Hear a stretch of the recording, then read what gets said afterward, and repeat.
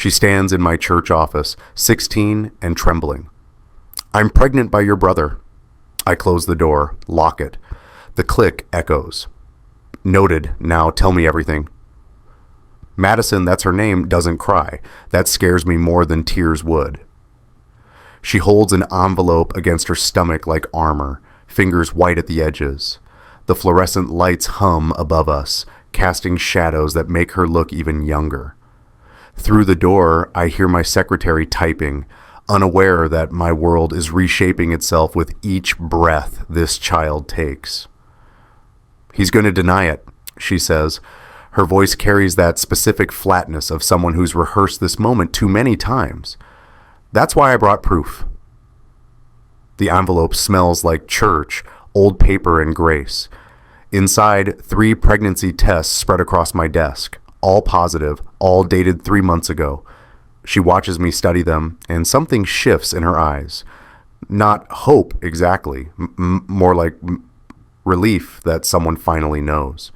How long? I ask. Since I started tutoring with him. 2 years. My brother David teaches math at the private academy downtown, 34 years old, married to Sarah for 12 years, 3 kids who call me Aunt Rebecca every Sunday after service. The same brother I defended when he got caught cheating in college, when he lied about the car accident, when Sarah almost left him the first time. Madison. I keep my voice steady, pastoral, the voice that's guided hundreds through crisis. I need to ask you something difficult. Has David done this with other students? She looks at the cross on my wall. There's another girl, Emma. She graduated last year. The room tilts. Through my window, I see the parking lot where David's Mercedes sits every Sunday, 3rd row, same spot for 5 years. Where his children pile out in their pressed clothes, Sarah hurting them with practiced exhaustion, where this girl must have walked past them, carrying the secret like stones in her chest. She wasn't his stepsister, Madison says quietly. That's what he'll tell you, that I'm making it sound worse, but I'm not related to him at all. I'm just his student. She wasn't his stepsister, she was his student. I pull the family portrait from my desk drawer, the one from Christmas 2019. We're all there, Mom and Dad in the center, their 4 children arranged by height, David's family on the left, mine on the right. Sarah's smile looks forced even then. Madison studies it like evidence. This was taken 3 days before everything started, she says. December 22nd, he offered to help me with SAT prep on Christmas Eve, said it would be his gift to a promising student. Her fingers trace Sarah's face in the photo. She knows, not specifics, but she knows something. How can you be sure? The way she looks at me at school events, like she's apologizing. I think of Sarah last Sunday, how she grabbed my hand during the sermon about truth and consequences. Her grip was desperate. I thought it was about their marriage troubles. Madison, we need to go to the police. No. The word comes out sharp, adult. Not yet. My mom can't know yet. She's got enough with my dad's cancer. I need time to figure out how to tell her. Sweetheart, you're 16. This is statutory rape. I know. She pulls out her phone, shows me screenshots of text messages. But I have these, and recordings. I've been documenting everything for 6 months. The texts make my stomach turn. David's words, manipulative, calculated, switching between authority figure and false intimacy. One stands out. No one has to know. This is our special understanding. There's something else, Madison says. She pulls out another paper, handwritten on unicorn stationery, the kind they sell at the dollar store. I wrote this last week for your family, for after. I unfold it carefully. Her handwriting starts neat, gets smaller as the page fills, like she's running out of space for all her pain. Dear future family, I wanted to name her Hope. I know that sounds stupid now, but I thought if something beautiful could come from this, maybe it would mean something. Maybe I could forgive myself for not stopping it sooner, for being so stupid about the tutoring, for thinking someone important would actually care about my education. I don't hate your family. I hate what he did. There's a difference. Your future niece's mother, Sarah, texts me while Madison's still in my office. Can you meet without David knowing? Madison sees my face change. That's about me, isn't it? I don't know. It is. She's been watching me at school, following my schedule. Madison stands, suddenly looking far older than 16. I should go. Mom thinks I'm at youth group. Madison, wait. You can't go through this alone. She pauses at the door. I haven't been alone. Emma and I talk every day. There's another girl too, younger, 9th grade. She won't give her name yet, but she's thinking about coming forward. The door closes behind her with a soft click. Through the window, I watch her walk to her beat-up Honda, shoulders straight, carrying the weight of my brother's sins. The parking lot light flickers above her, casting intermittent shadows. She doesn't run, doesn't hurry, just walks with the measured pace of someone who's already survived the worst. I call Sarah. Not on the phone, she says immediately. Tomorrow, breakfast, that place on Meridian where David never goes. My phone buzzes. David. Hey, sis, weird question. Did a student named Madison stop by the church? She's been acting strange in class. Mental health issues, I think. Has some fantasy about me. Just wanted to give you a heads up in case she tries to involve you. I stare at his message. Think about every time I've defended him. Every time I've chosen to believe his version of events. Noted, I text back. Then I forward his message to my lawyer friend, Catherine. Add a simple question. How much trouble is my brother in? Her response comes quickly. Based on what you're implying, prison-level trouble.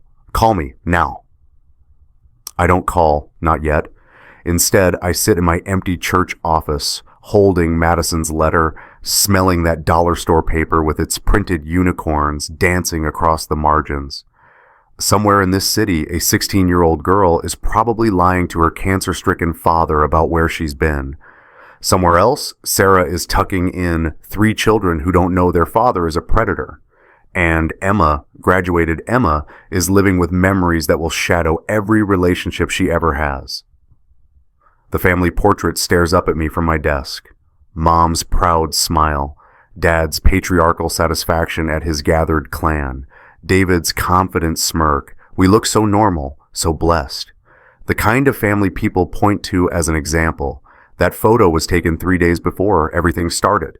I flip the frame face down and text Catherine, can you meet first thing tomorrow? And bring everything you know about statutory rape laws. My brother's been sleeping with students. Through my office window, the cross on our steeple glows against the darkening sky.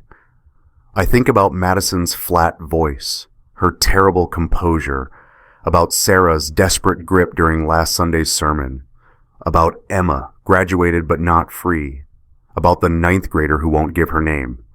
If you've ever had to choose between truth and family, you know this moment. The one where everything you thought you knew reveals itself as elaborate fiction, where love and loyalty become opposing forces, where doing the right thing means destroying everything you've been taught to protect. Leave I understand below if you know this weight. I lock Madison's evidence in my office safe, behind the communion supplies and baptismal certificates. Tomorrow, Sarah will tell me what she knows. Catherine will explain the legal ramifications. I'll have to face David, watch him lie to my face with the same earnestness he's used my whole life. But tonight, I sit with Madison's letter, her handwriting, her hope for a baby she's going to name Hope, a 16-year-old girl who thought someone important would actually care about her education, who documented 6 months of evidence because she knew no one would believe her without it. The dates went back 2 years. My phone buzzes again. David. Also, Sarah's been acting paranoid lately. Might reach out to you. Marriage stuff. You know how it is. I know exactly how it is. Sarah's hand finding mine during that sermon wasn't about their marriage. Sarah's hand found mine. She already knew. The diner on Meridian smells like burnt coffee and resignation. Sarah's already there, third booth from the back, wearing sunglasses indoors. Her hands wrap around a mug she's not drinking from. When she sees me, something breaks in her face. 3 years, she says, before I even sit down. I've known something for 3 years. The waitress approaches, but Sarah waves her away. Her wedding ring catches the light, the 2-carat David bought after their first separation, what he called reinvestment in our future. Madison? I ask. I didn't know names, still don't, officially, but I know the signs, late tutoring sessions, girls who suddenly drop his class, the way he deletes texts but forgets to clear the phone bill. She pulls out a folder, thick with highlighted statements. I've been documenting, like a forensic accountant of my own marriage. Inside, credit card statements with charges at hotels during school hours. Phone records showing hundreds of texts to numbers that belong to teenage girls. A private investigator's report dated 6 months ago. Why didn't you leave, press charges, scream it from the church steps? Sarah's laugh is bitter. With what proof? Popular teacher, beloved family man versus the paranoid wife? Plus, she touches her stomach. I'm pregnant, 4 months, haven't told him yet. The booth vinyl creaks as I lean back. Sarah, there's more. She slides a second envelope across the table. The PI found 3 other girls, previous years. 1 moved away, 1's in therapy. The third... Madison mentioned a 9th grader. Lily. Sarah's voice drops. 14, started last month.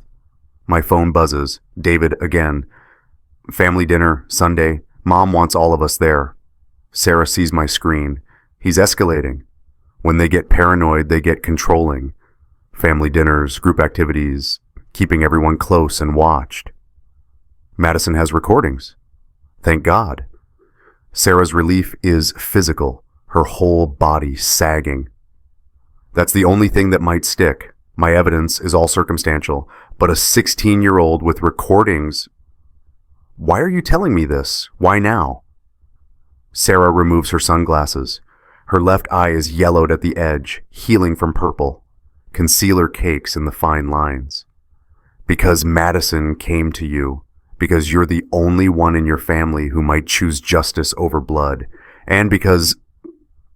She touches her stomach again. This baby deserves better than a father in prison and a family of enablers. We need to go to the police. Today.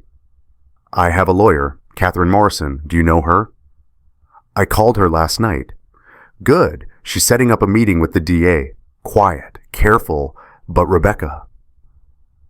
Sarah grips my hand. Your parents will never forgive you, your mother especially. She thinks David walks on water. I think about Mom's last text. David says you've been distant. Everything okay? Family is everything, sweetheart. Some things matter more than forgiveness, I say. Sarah's tears come then, silent and steady. I loved him. Can you believe that? I actually loved him, even after the first affair, even after the gambling.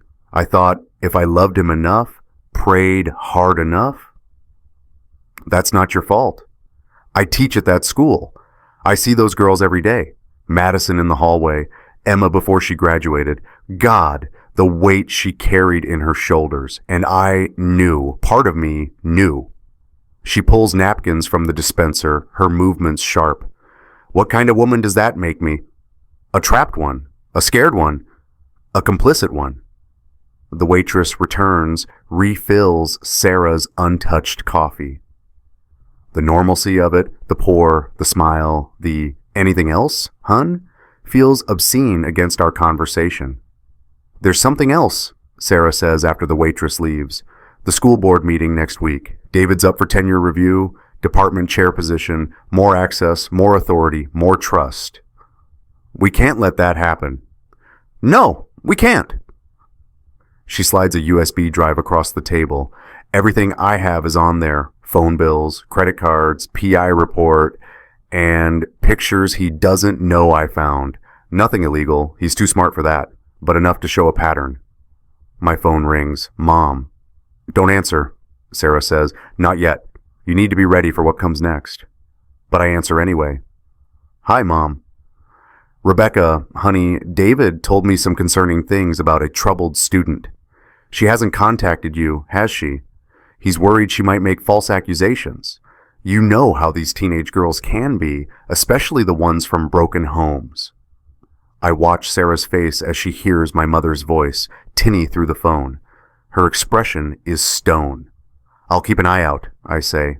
Good. We need to protect David. He works so hard for those kids. Some of them just misinterpret kindness, develop crushes. It's not his fault he's handsome and caring.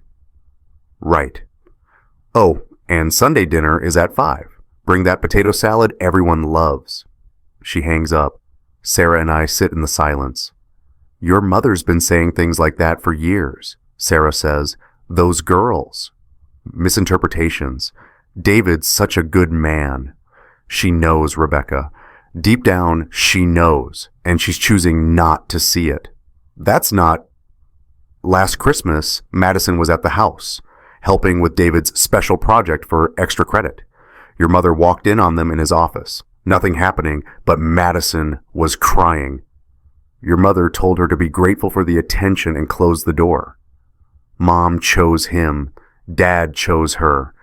The weight of it settles in my chest. My family, my good Christian pillar of the community family, is built on willing blindness. I should go, Sarah says, gathering her evidence. He tracks my phone. Thinks I don't know. Sarah, where will you go when this comes out? My sister in Portland.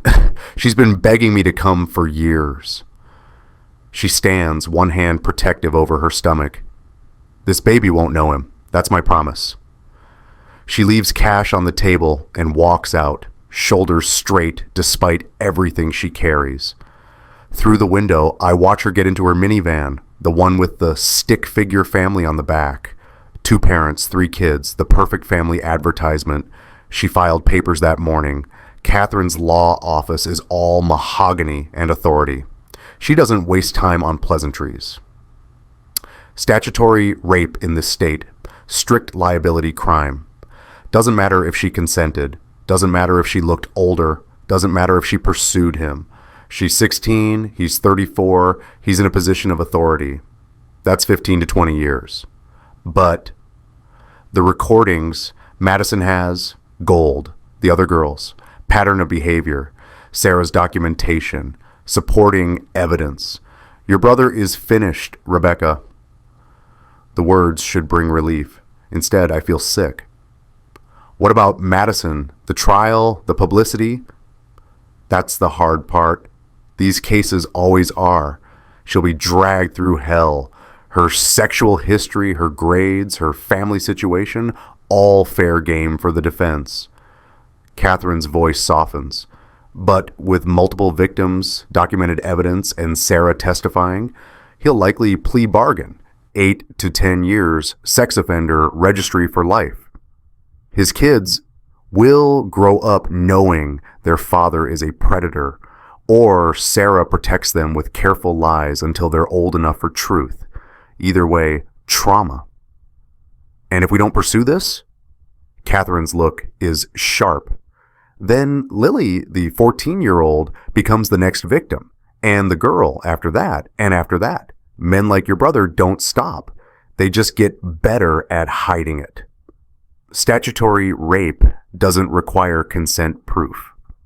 I meet Madison's mother at a coffee shop downtown. She looks like she's aged a decade in the 3 months since Madison's pregnancy began. Her hands shake as she shows me the medical bills. Prenatal care, therapy, lost wages from taking her to appointments. She spreads them across the table like tarot cards predicting financial ruin. Her father doesn't know, can't know. The stress would kill him, literally. His oncologist said any major upset could trigger another cardiac event. Mrs. Chen, Madison is incredibly brave. She's 16. The woman's voice cracks. She was 15 when it started. 15. She still had stuffed animals on her bed. I'm going to help. My family has resources. Your family? Her laugh is caustic. Your brother did this. Your parents enable him. And you, where were you when he was grooming my daughter? When he was telling her she was special, mature for her age, different from other girls? I have no answer that matters. She has recordings, Mrs. Chen says finally. Audio files on her phone. She'd record their sessions, hoping to catch him explaining math problems for studying later. Instead, she pulls out her phone, headphones attached. Listen, you need to hear what your brother really is. I put in the earbuds. Madison's voice, younger sounding, asking about derivatives. David's response, professional at first, then shifting. The verbal boundaries dissolving, him moving closer. You can hear the chair scrape, her nervous laugh. Him saying she's special, the sound of papers being moved. Her saying she should go. Him saying no one has to know. That was my brother's voice saying no one has to know. Mrs. Chen watches my face. There are 12 recordings, each one worse than the last. The final one, The final one, she's crying, asking him to stop. He tells her it's her fault for being so mature, so beautiful, for making him feel things. I pull out the earbuds, unable to listen anymore. She wanted to protect him at first, Mrs. Chen continues. Can you believe that? Even after everything, she was worried about ruining his life, his family. It took her realizing about the other girls to finally come forward. How is she? Really? Broken, brave, both. Mrs. Chen gathers the bills. She still does her homework, still plans for college. Says she won't let him steal her future too, but at night I hear her crying. She's named the baby, you know. Hope. Says something beautiful has to come from something ugly. Mrs. Chen, don't. She stands. Don't apologize for him. Don't offer money to make this go away. Just make sure he pays. Make sure he can't do this again. She had recordings. The family dinner is torture. Mom's made all of David's favorites. Dad holds court about declining moral values in society, teenagers with no boundaries, the importance of protecting good men from false accusations. David sits beside Sarah, his hand possessive on her shoulder. She hasn't told him about the pregnancy, or the lawyer, or the divorce papers already drawn up. His children play in the next room, their laughter punctuating our conversation. 7, 5, and 3 years old. Young enough to forget, Sarah hopes. Young enough to have a different life. Rebecca's been quiet, David notes, his voice carrying that older brother authority I once found comforting. Something on your mind, sis.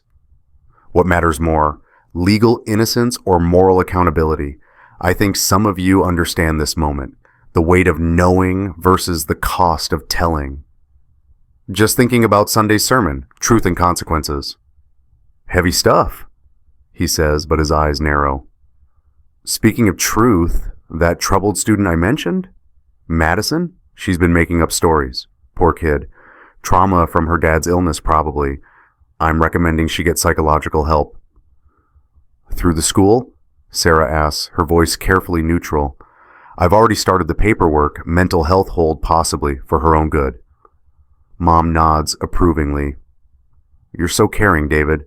Going above and beyond for these troubled kids. Someone has to look out for them, he says. Sarah's hand finds mine under the table, her grip desperate. Through the doorway, his children's voices rise in some game. The eldest, Samuel, is teaching the younger ones a counting song, the same age as Emma when she started tutoring. I should check on them, Sarah says, standing abruptly. Let them play, David says, pulling her back down. They're fine. But she pulls away, harder this time. No, they need supervision. Something passes between them. His face darkens. We'll talk about this later. No, Sarah says quietly. We won't. She kept her ring on for the kids. The room freezes. Mom looks between them, confusion shifting to alarm. Dad sets down his wine glass with deliberate precision. What's that supposed to mean? David asks. Sarah looks at me, then back at him. It means I know about Madison, and Emma, and the others. You don't know anything. You're paranoid, hormonal. I have recordings. The silence stretches. Through it, the children's song continues. 1, 2, 3, 4, 5. Once I caught a fish alive. What recordings? Mom asks, but her voice suggests she already knows. The ones where David admits to sleeping with students, multiple students, minors. David stands so fast his chair falls backward. You're crazy. You've always been crazy. Making up stories, stalking me, invading my privacy. 16-year-old girls, David. 15 when it started with Madison. Those lying little... Choose your next words very carefully, I say, standing too. There are children in the next room. He turns on me. You knew about this. You believed these lies.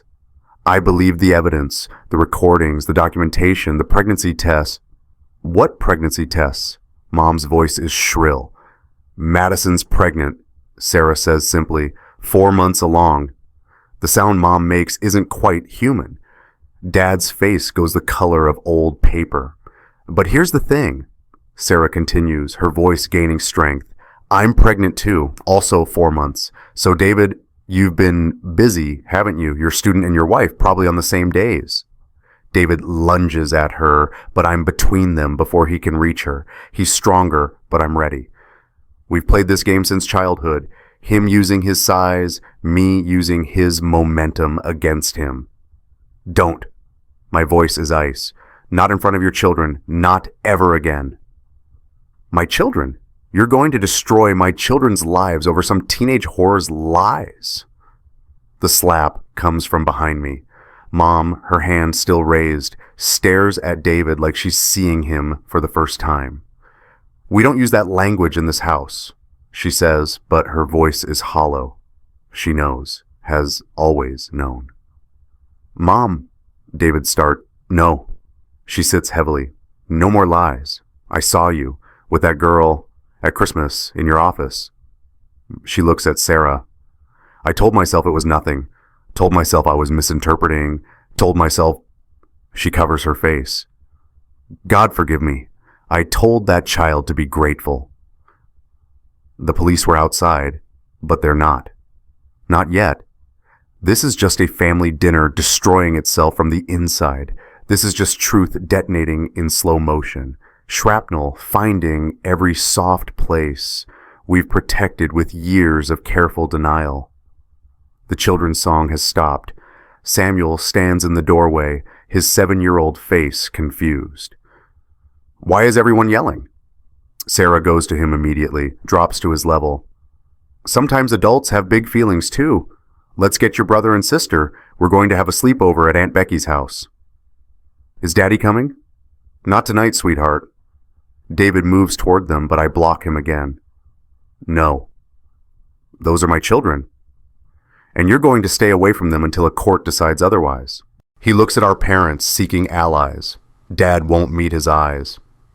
Mom rocks slightly, keening soft words that might be prayers or apologies. This is what you want? David asks me. To destroy our family? Over some confused teenager's fantasy? Our family was destroyed the first time you touched a child. I'm just choosing to stop pretending otherwise. He grabs his coat, his movements sharp with rage. You'll regret this. When those girls are exposed as liars, when my name is cleared, when you realize what you've thrown away, leave. Dad's voice, quiet but final. Leave this house and don't come back. Dad, you heard me. David looks at each of us, his face cycling through manipulation tactics. Anger, hurt, confusion, charm, none of them land. Finally, he sees what we see. The game is over. He leaves without another word. His Mercedes starts in the driveway, tires squealing as he backs out too fast. Through the window, we watch his taillights disappear. Sarah bundles the children quickly, efficiently. They're confused but compliant, trained by years of navigating their father's moods. She pauses at the door. The detective wants to meet tomorrow, 9 a.m. Will you come? Yes. All of you?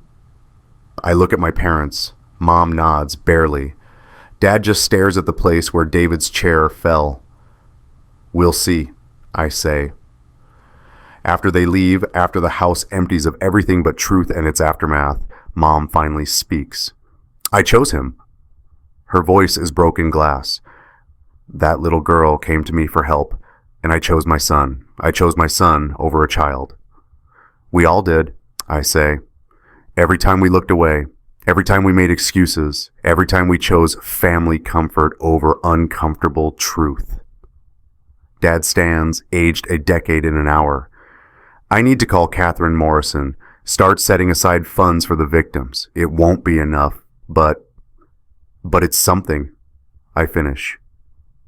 They go to their room, leaving me alone in the dining room where we've shared 30 years of Sunday dinners, where David brought Sarah as a nervous girlfriend, where we celebrated his children's births, his teaching award, his perfect life. My phone buzzes. Madison. My mom told me you listened to the recordings. Thank you for believing me, for not looking away. I text back, you're braver than all of us combined. No, just desperate enough to tell the truth. We don't leave. We transform. The courthouse smells like fear and floor wax. 3 months have passed since that family dinner. 3 months of depositions and discoveries, of reporters camped outside our homes, of David's colleagues choosing sides. Madison sits 3 rows behind the prosecutor's table, her mother beside her, her belly now visible beneath a loose sweater. Hope growing despite everything. Sarah's testimony yesterday was devastating. Financial records, phone logs, the bruise photographs she'd been taking for 2 years. David's attorney tried to paint her as a vindictive wife, but Sarah's quiet dignity couldn't be shaken. She kept her ring on through it all. For the kids, she said, they were with her sister in Portland, protected from the circus. She kept her ring on for the kids. Today is Madison's turn, but first the prosecutor has something else. Your Honor, we'd like to submit new evidence. The paternity test results, court-ordered and verified by 3 independent laboratories. David's lawyer objects, but it's overruled. The prosecutor hands copies to the judge, the defense, the jury. I watch David's face from my seat in the gallery. He's maintained his innocence for 3 months, claimed Madison seduced him, that she was obsessed, delusional. His story changes depending on the audience, but the core remains. He's the victim. The prosecutor reads, probability of paternal relationship between David Morrison and the unborn child, 0%. The courtroom erupts. David shoots to his feet, his mouth opening and closing like a landed fish. Madison doesn't move, doesn't react. She knew. She's known all along. 0%? The judge asks, looking over his glasses. Counselor, explain. Your Honor, it appears the defendant is not the father of Ms. Chen's baby, despite her initial claims. David's attorney scrambles. Your Honor, this proves our client's innocence. This girl has been lying. Sit down, Mr. Hutchins. The judge's voice is ice. Ms. Chen, you're reminded you're under oath. Madison stands, her voice steady. I know. Did you lie about the father of your child? Yes. Why? She looks at someone in the gallery. I follow her gaze and... A boy stands up, 17, maybe 18. Asian features, nervous hands. Because of me. She lied because of me. The real father stood up in the gallery. Young man, sit down. The judge orders, but the boy keeps talking. I'm Marcus Liu. I'm 17. Madison and I have been together for a year. The baby's mine. His voice cracks. She was protecting me. The prosecutor looks like she's been punched. Your Honor, we need a recess. Granted, 30 minutes. The courtroom empties in chaos. Reporters rushing to call editors. David's parents, my parents, sitting frozen in their seats. Sarah hasn't moved either, her face unreadable. In the hallway, Madison and Marcus stand together while lawyers swarm. Her mother weeps, relief or fury, I can't tell. Catherine pulls me aside. This changes everything legally, but not entirely. We still have Emma, the other girls, the recordings. But Madison lied about the pregnancy, yes. But Rebecca, she shows me her phone, an email from the prosecutor. Listen to recording Juror 7 again. Really listen. We find an empty conference room. Catherine plays the file. Madison's voice, younger, nervous, math questions. David explaining. Then, you're so mature for your age, Madison. Special. Mr. Morrison, I should stay. Just a little longer. You know you're my favorite. I have a boyfriend. Boys, you deserve a man who appreciates your intelligence. The sound of a chair moving. A small gasp. Mr. Morrison, please. No one has to know. Then rustling. A door slamming. Madison's shaky breathing. He didn't succeed, Catherine says, but not for lack of trying. She ran. That's why she could date Marcus. That's why the baby isn't David's. But the grooming, the attempted assault, that's all real. Then why lie? Madison appears in the doorway. Because Marcus is undocumented, his parents, his whole family.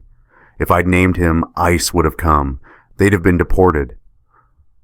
She touches her stomach. I couldn't do that to Hope's family. She protected him by blaming someone untouchable.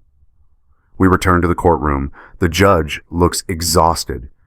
Ms. Chen, you've committed perjury. You understand that? Yes, Your Honor. But you maintain Mr. Morrison attempted inappropriate contact. He groomed me for 2 years, touched me without permission, tried to do more, multiple times. I have recordings. And the other girls. Emma takes the stand next. Graduated now in college, but still carrying it all in her shoulders. She testifies with clinical precision. The tutoring, the gradual boundary erosion, the hotel room he took her to after her SAT. She was 17. Just barely not statutory rape, his lawyer argues. The jury doesn't look convinced. Then Lily, 14 years old, accompanied by a child advocate. She doesn't testify directly, too young, too traumatized. But her mother's statement is read. The gifts David gave her, the special attention, the private Instagram messages the FBI recovered from his computer. By the time all the evidence is presented, David's innocence of statutory rape with Madison becomes almost irrelevant. Pattern of grooming, attempted sexual assault, inappropriate contact with minors, abuse of authority. He was innocent of rape, guilty of everything else. The verdict comes back in 2 hours. Guilty on 6 counts of attempted sexual assault of a minor. Guilty on 4 counts of inappropriate conduct with students. Guilty of grooming. Not guilty of statutory rape. Technically, legally, Madison's pregnancy saved him from that charge. Sentencing is set for next month. He's remanded to custody, no bail. As they lead him away, he looks at me. No plea, no anger, just confusion. He genuinely doesn't understand how his carefully constructed world fell apart. Mom hasn't spoken through the entire trial.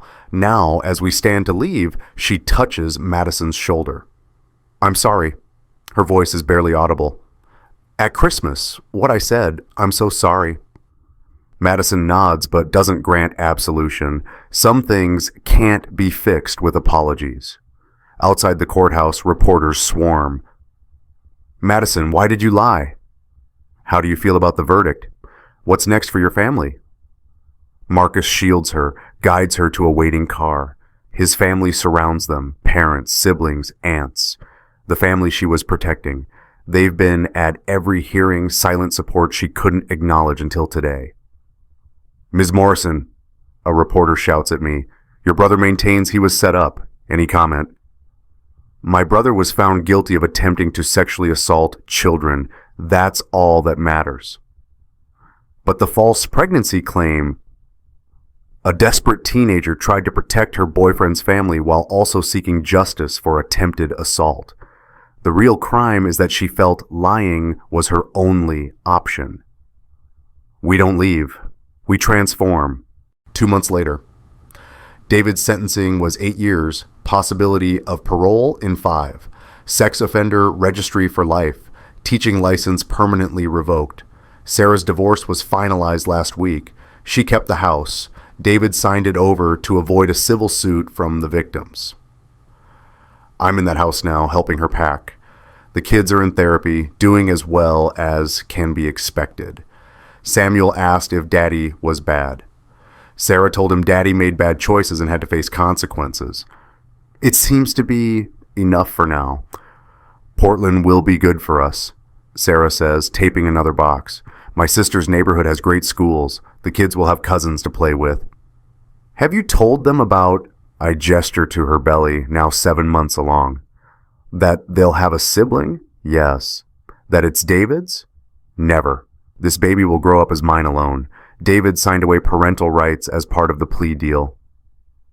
We work in comfortable silence, erasing David from this house one box at a time. His office is already empty, turned into a playroom. His photos have been removed, leaving ghost rectangles on the walls. I've been thinking about forgiveness, Sarah says suddenly. Not for him, for myself, for staying so long, for knowing but not knowing, for those girls. Sarah, Madison forgave me. Did you know? Came to see me last week. Said she understood why I couldn't leave earlier. Said watching me testify gave her strength. She seals another box with perhaps more force than necessary.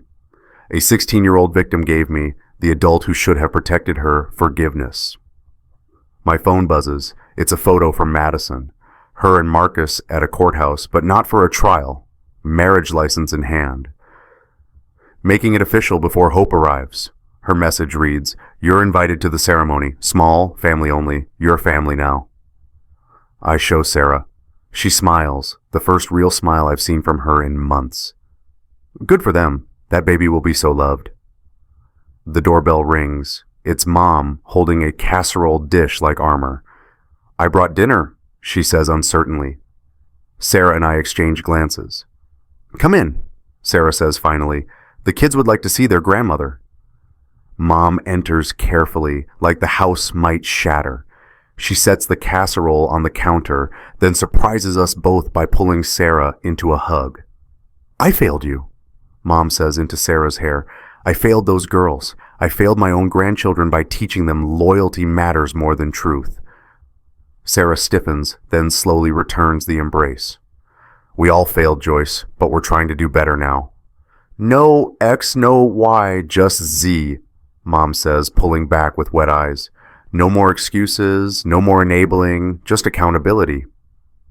The kids tumble in from the backyard, grass-stained and laughing.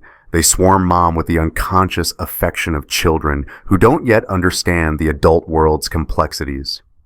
Grandma, look! The youngest, Amy, holds up a painting. I made our family. It's stick figures in crayon, Amy and her siblings, Sarah with a round belly, Mom and Dad, me, and in the corner, separate but present, a figure in gray. Who's that? Mom asks carefully. That's Daddy. He's in timeout for making bad choices. But he's still in the picture because Mommy says families are complicated. No blood, no marriage, just chosen commitment. The ceremony is perfect in its simplicity. Madison in a sundress that accommodates 8-month Hope. Marcus in his father's suit. Their families filling the courthouse steps, a mixture of languages and tears and joy. Madison asked me to be a witness. You believed me when it mattered, she said, even when the truth got complicated.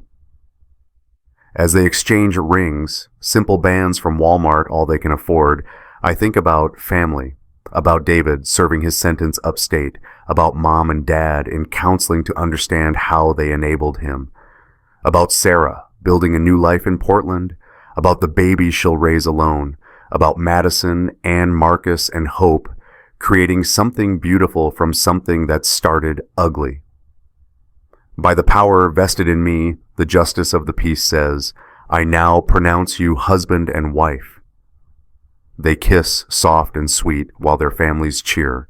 Madison's mother weeps, definitely joy this time. Marcus's parents, documented now through a recent immigration reform, don't have to hide anymore.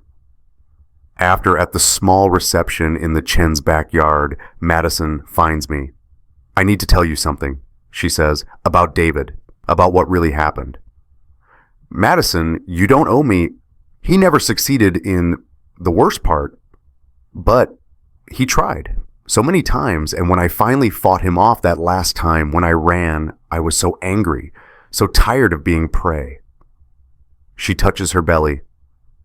"Then I found out about hope. Marcus and I had been careful, but not careful enough, and I thought, what if I could use this? What if David's reputation, his fear of scandal, could protect Marcus's family? So you deliberately let him think it was his, sent those texts about being pregnant, knowing he'd panic, knowing he'd reveal himself." She looks at Marcus, laughing with his brothers. "I'm not proud of lying, but I'm not sorry either. It worked." "You're the bravest person I know." "No, just a teenager who got tired of predators winning." Emma appears beside us. She's been doing victim advocacy, turning her trauma into purpose. "4 more girls have come forward," she tells us quietly, "from David's previous school. The FBI is investigating." The numbers keep growing, each girl thinking she was alone, special, chosen, each carrying shame that wasn't hers to bear. "How far back?" I ask, though I'm not sure I want to know. 15 years, maybe more. 15 years of birthdays, Christmases, family dinners where David sat across from us, wearing his perfect life like camouflage. 15 years of girls and women navigating trauma while we celebrated his teaching awards. Comment below, what matters more, legal innocence or moral accountability? The new family portrait is taken at Madison's reception, not professionally, just Marcus's cousin with a good camera, but it captures something true. Madison and Marcus in the center, hope between them even though she's not born yet, Madison's hands cradled over her, their families spreading out on both sides, a beautiful mixture of cultures and languages. Sarah's there with her kids, her own belly showing, Emma turning trauma into purpose, Mom and Dad, humbled and learning, me, the aunt who finally chose truth over blood, and in the background, barely visible, but unmistakably there, the shadow of David's absence. Not erased, that would be another form of lying, but relegated to background, to consequence, to the price of accountability. We don't leave, we transform. Madison had written those words in her letter back when she thought David was the father. Now they mean something different. We transformed from enablers to truth-tellers, from blind loyalty to conscious choice, from a family of blood to a family of intention. Hope is born 3 weeks later, 7 pounds, 2 ounces of possibility. Madison sends photos to everyone, even my parents, especially my parents. "She looks like redemption," Mom texts back. The final gathering is at my church, not for service, but for something Madison requested, a blessing for Hope, a claiming of space that David tried to taint. We stand in the same office where Madison first told me, where this all began. The smell is the same, old paper and grace. But everything else has changed. Madison holds hope. Marcus stands beside them. Their families fill the small space. Sarah's there with her newborn son. She named him Joshua, which means God is salvation. The boys could be cousins, born 3 weeks apart, connected by a story no one will tell them until they're old enough to understand complexity. We gather, I begin, to bless these children, to commit ourselves to protecting them, to promise they will grow up in truth, even when truth is difficult, to ensure they never have to carry secrets that aren't theirs. We each make promises, to listen, to believe, to choose children over comfort, to transform rather than leave. Emma promises to keep fighting for the girls still finding their voices. Sarah promises to raise her son to respect boundaries. Mom and Dad promise to never again choose reputation over righteousness.